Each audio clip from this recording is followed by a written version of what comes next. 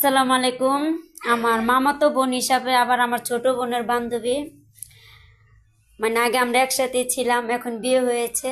তাই ও শ্বশুর বাড়ি থাকে, তাই ওর শ্বশুর বাড়ি চলে আসলাম না বলে, তাই ওদের বাসাটা ভিডিও করে দেখাচ্ছি। এটা আমার বান্ধবীর খালি রুমে থাকে, মানে ও আর ওর ছেলে থাকে, ওর হাজবেন্ড এখানে থাকে না।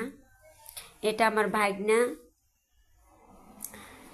এই তো একটা আউটসাইড রুম, এটা আবার দ্বিতীয় রুম। রুমটা এলোমেলো, কারণ সকাল সকালেই ভিডিও করা শুরু করে দিয়েছি, এতটা গোছানো হয়নি, তাই কেউ কিছু মনে করবেন না।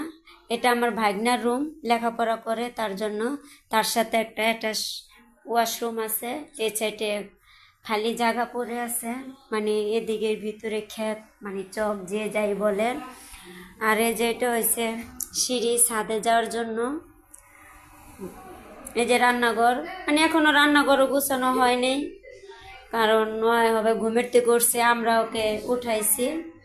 এছাড়া যে গ্রামের বাড়িতে বুঝে নেই, সিলিন্ডার গ্যাসে রান্না করে। এই তো, আর এই যার একটা রুম, এই রুমটাও এলোমেলো, কারণ সকাল সকাল আমরা চলে আসছি, গুছাইতে পারে নাই, তাই কেউ কিছু মনে করবেন না, এই রুমে থাকে। আর আমার ভাগনা আমার সাথে সাথে দেখতেছে আমি কিভাবে ভিডিও বানাইতেছি। আর এটা হচ্ছে ডাইনিং ড্রয়িং একসাথে। এই যে আমরা আসছি দেখে আমার মামাতো বোন বা আমার ছোট বোনের বান্ধবী যেই মনে করেন, আমাদের আসার সাথে সাথে নাস্তা দিয়ে দিছে। বাসায় একা থাকে, অত কিছু করতে পারে নাই, তারপর যতটুকু করেছে আলহামদুলিল্লাহ।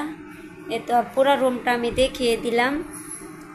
আর সব মিলে রুম হইছে 3টা বেডরুম আর একটা ড্রয়িং ডাইনিং, 2টা একসাথে।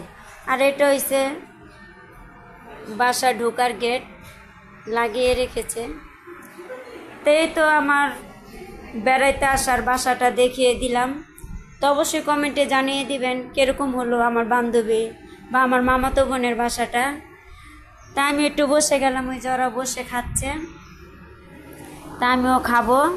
তা সবাই ভালো থাকবেন, সুস্থ থাকবেন, আল্লাহ হাফেজ। আর সবাইকে ঈদ মুবারক।